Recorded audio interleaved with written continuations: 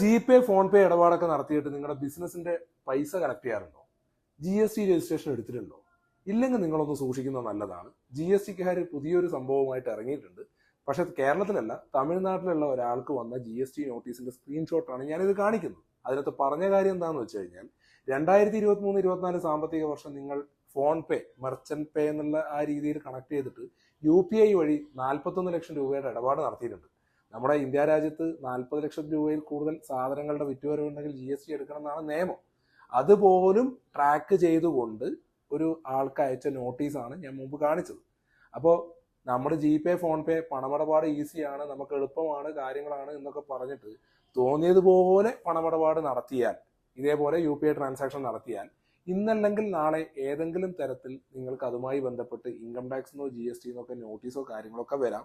അത് നിങ്ങളുടെ ബിസിനസിന്റെ പാർട്ടാണെന്ന് പറഞ്ഞാലും ഈ പറഞ്ഞ GSTയും ഇൻകം ടാക്സും ഒക്കെ അടക്കാനും അതിന്റെ റിട്ടേൺ സമർപ്പിക്കാനും ഒക്കെ നിങ്ങൾ ബാധ്യസ്ഥരാണ്. ഒരിക്കൽ കൂടി പറയുന്നു, നിങ്ങൾ ബാങ്ക് ഇടപാടുകൾ നല്ല രീതിയിൽ നടത്തുന്ന ആൾക്കാരാണെങ്കിൽ അതിന് കൃത്യമായ കണക്കും കാര്യങ്ങളും ഉണ്ടാക്കിയിട്ട് മുന്നോട്ട് പോയാൽ മാത്രമേ ഇനിയത്തെ കാലത്ത് മുന്നോട്ട് പോകാൻ വേണ്ടി പറ്റുള്ളൂ. ഇല്ലെങ്കിൽ എന്തെങ്കിലും തരത്തിൽ ഇതേപോലെ ട്രാപ്പിൽ പെട്ടു പോകാം. ഇതൊരു ട്രാപ്പല്ല, അതൊരു ഇൻറ്റിമേഷനാണ്. അപ്പം ഇങ്ങനെയുള്ള കാര്യങ്ങൾ അറിയാൻ വേണ്ടിയിട്ട് ഈ പേജ് ഒന്ന് എന്ത് ചെയ്യോ, ഫോളോ ചെയ്തോ. ഇത് മറ്റുള്ള ആൾക്കാർക്ക് ഒന്ന് ഷെയർ ചെയ്യുന്നത് നന്നായിരിക്കും.